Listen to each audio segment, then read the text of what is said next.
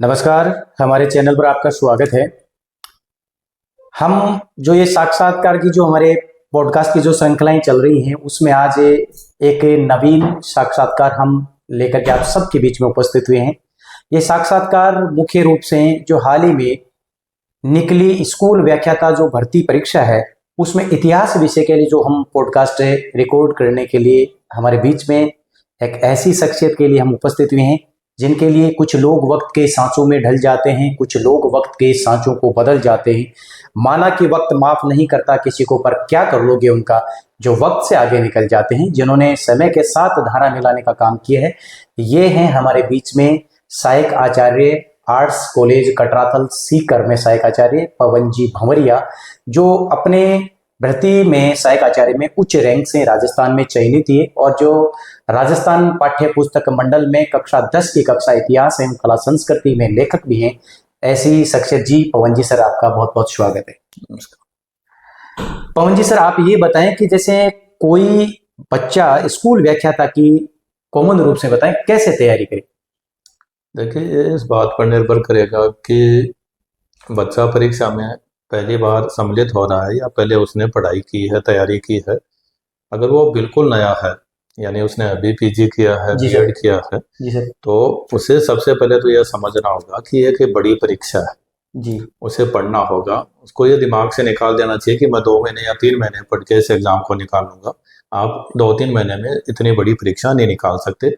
तो आप खुद को यह समझाएं कि आपको पढ़ना होगा, पहली बात जी सर। अब जैसा मैंने आपको कहा कि अगर पहली बार पढ़ने वाला बच्चा जी सर, हाँ, पहली बार कोई तैयारी करे, पहली बार इस एग्जाम को दे रहा है, तो वो पहले तो खुद का विश्लेषण करे कि उसने अब तक क्या पढ़ रखा है।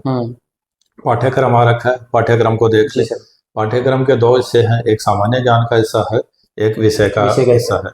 तो आपको सब्जेक्ट पे पकड़ करनी होगी, लेकिन साथ के साथ आपको सामान्य ज्ञान के क्योंकि आप देखिए सामान्य ज्ञान 150 अंकों का तो पेपर है। इसके अलावा आपके सब्जेक्ट में भी जो है, आपके विषय के अलावा करीब 30 से 40 मार्क्स के जो है आईसीटी नाम से जो है वो पूछा जाएगा। यानी करीब आप ये मानिए कि 180 अंक 450 में से आपके विषय के अलावा आपको जी सर तैयार करने होंगे, जो एक काफी बड़े नंबर है। 180 450 में से तो आप उनको लाइट नहीं ले सकते। तो आप दोनों को मैनेज करें, साथ पढ़ें और पुस्तकों से पढ़ना शुरू करें। ये प्रश्न जैसे बहुत बार आता है कि खुद पढ़ें या कोचिंग करें। हाँ, मेरे लिए सेल्फ स्टडी की जाए या कोचिंग से। कोचिंग का अपना महत्व है, हाँ, लेकिन कोचिंग आपकी सफलता की गारंटी नहीं है। अगर ऐसा होता तो कोचिंग तो 10,000 बच्चे कर रहे हैं, सारे के सारे सिलेक्ट होने चाहिए, और वो बच्चे तो सिलेक्ट ही नहीं होने चाहिए जो घर पे पढ़ रहे हैं। ऐसा नहीं है, वो बच्चे भी पढ़ रहे हैं, सिलेक्ट हो रहे हैं जो घर पे पढ़ रहे हैं, वो बच्चे भी सिलेक्ट हो रहे हैं जो कोचिंग में पढ़ रहे हैं।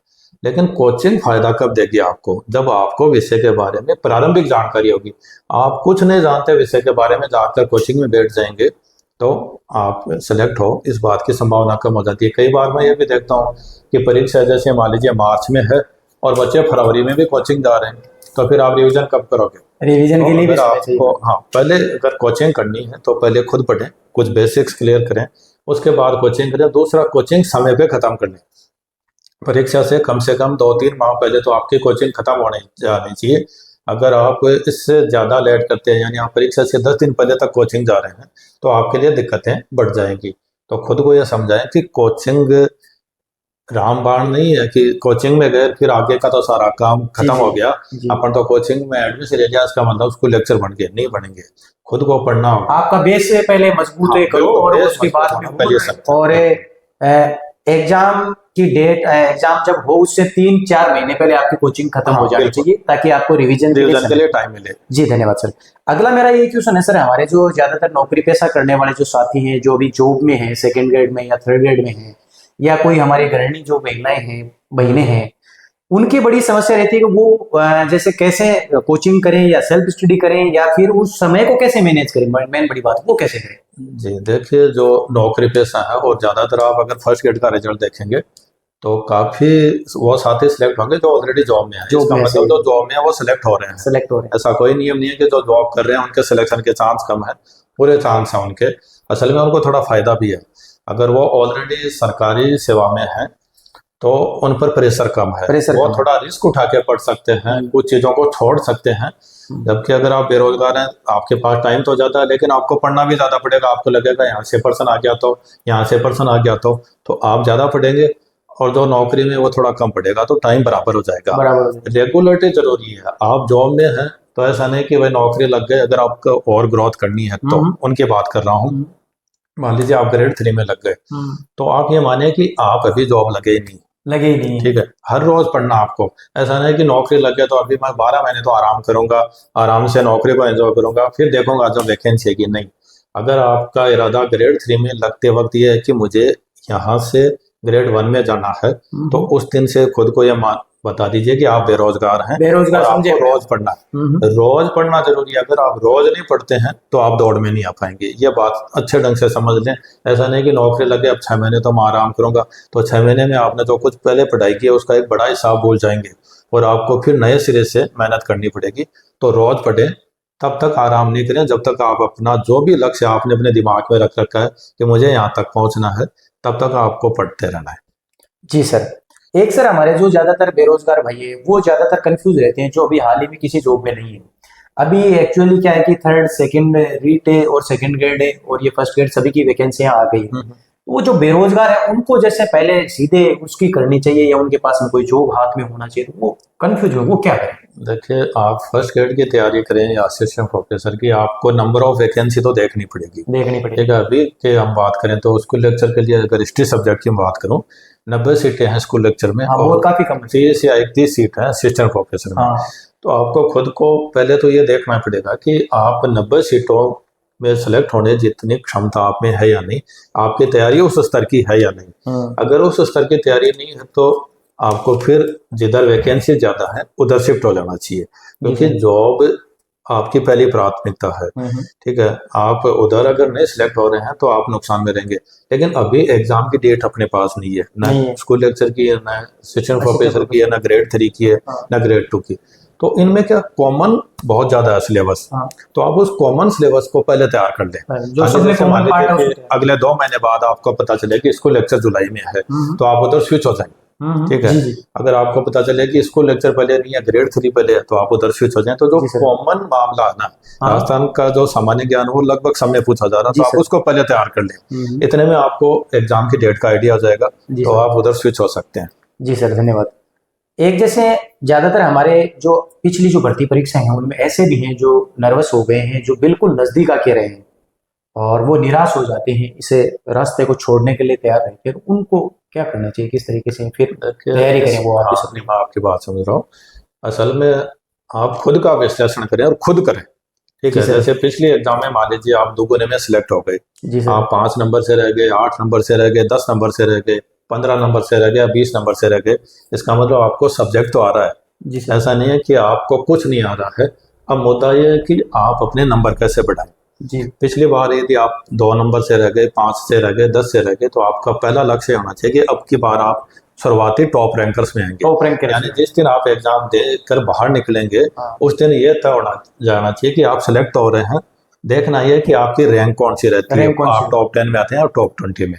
इसके लिए आपको क्या करना है, आपको खुद को ये विश्लेषण करना होगा कि पिछली बार मार्क्स कहाँ नहीं आए। बच्चे यहाँ गलती करते हैं। पिछली बार जैसे मान लीजिए आपने एग्जाम दिया फर्स्ट ग्रेड का, जी सर, आपके जीके में आपने देखे कि 150 में से आपके नंबर आए हैं 70। जी। तो अब आप ये देखें कि जो 70 नंबर आए यानी 80 नंबर नहीं आए हैं, वो कहाँ से नहीं आए, आप कहाँ कमजोर रहे। ठीक है। मान लीजिए आपने जीके में हिस्ट्री में 15 में से 12% ठीक कर दिए और अब भी आप हिस्ट्री को ज्यादा पढ़ रहे हैं, तो आप 12 से बढ़ाकर कितने कर देंगे? 15, 16 तो आएंगे नहीं ना। आपने देखा कि विज्ञान में तो आपका 1% ठीक हुआ 5 में से, आपने देखा कि गणित में 10 में से 1% ठीक हुआ, यानी 15 में से 2 नंबर आए। यहाँ मेहनत करेंगे तो 2 से बढ़ा के आप 8 कर सकते हैं, यानी 6 नंबर का आप बढ़ा सकते हैं। तो जहाँ कमजोर है ऐसा सब्जेक्ट में देखिए। ठीक है। आपने देखा कि प्राचीन भारत में आपके नंबर नहीं आए, जी सर, तो प्राचीन भारत में मेहनत करें। आप देख रहे हैं कि मध्यकाल में आपने बहुत अच्छा किया, आप फिर भी मध्यकाल के लग रहे हैं, तो फायदा क्या होगा? तो अपने कमजोरियों को पहचानें, उनको ठीक करें। जहाँ पता क्या है कि मनुष्य हमेशा सरल मार्ग पकड़ना चाहता है, तो जहाँ वो पहले से अच्छा वो फिर से उसी के लगा रहता है, लेकिन उसकी लिमिट है ना। आप वहाँ 100 में से 100 ला सकते हैं, 100 में से 110 नंबर नहीं ला सकते। नहीं बढ़ा सकते। तो ग्रोथ करने के लिए जगह तो होनी चाहिए ना। यहाँ एक जगह आप 100 में से 80 नंबर ला रहे हैं, दूसरे में 100 में से 20 ला रहे हैं, तो 20 वाले पे मेहनत करें, क्योंकि 20 के बढ़ा के आप 60 कर सकते हैं, 40 नंबर की ग्रोथ कर सकते हैं। ये जरूरी है। एक सर आप यूं बताएं कि अब ऐसे जो अभ्यर्थी हैं वो भी हमारे पास में काफी बार कॉल आते हैं, जिन्होंने बीए प्राइवेट किया, एमए भी प्राइवेट किया, या बीए सीरीज पढ़ के किया, या एमए भी सीरीज पढ़ किया, मतलब एक नंबर एकदम वो मानो कोरा कागज है, या जिन लोगों को तैयारी छोड़े हुए एक लंबा अरसा हो गया, सब्जेक्ट इतिहास में वो नहीं, तो वो सर कहाँ से तैयारी शुरुआत करें? बिल्कुल एकदम कोरा कागज है। हाँ, वो बताएं सर। जैसे अपन ये मान लें कि एक ऐसा स्टूडेंट है अपने पास जिसने इतिहास न के बराबर पढ़ा, जी सर, वो उसने कहीं से नोट्स उगाड़े हैं और वो उसने अपना पीजी कर दिया है, लेकिन उससे सब्जेक्ट के बारे में कुछ नहीं आता। तो पहली बात तो समझने की है, जिसको बड़ा मुश्किल है समझना बच्चों के लिए, क्योंकि असल में उनको ज़्यादातर लोग ये कहते हैं कि आपको किताब पढ़ने की जरूरत नहीं है, या तो आप कोचिंग कर लो या कोई एक गाइड ले आओ। एक एक किताबें समझ विकसित करने के लिए होती हैं। जी सर। आप जब तक विषय की समझ नहीं है आप में, आप उस विषय में अच्छा नहीं कर पाएंगे, तो किताबें पढ़ना जरूरी है। अब मुद्दा यह है कि आज जब परीक्षा के मान लीजिए 6 महीने बाद परीक्षा, तो क्या वो किताब उसको पढ़नी चाहिए?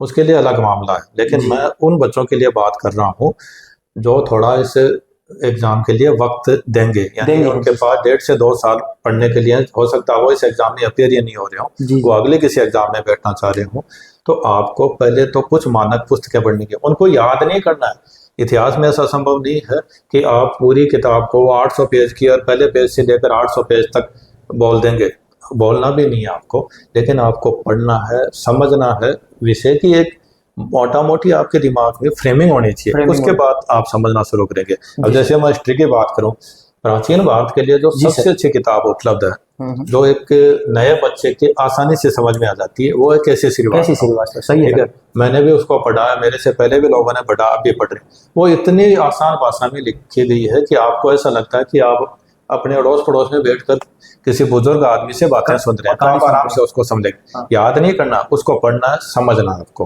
ठीक है।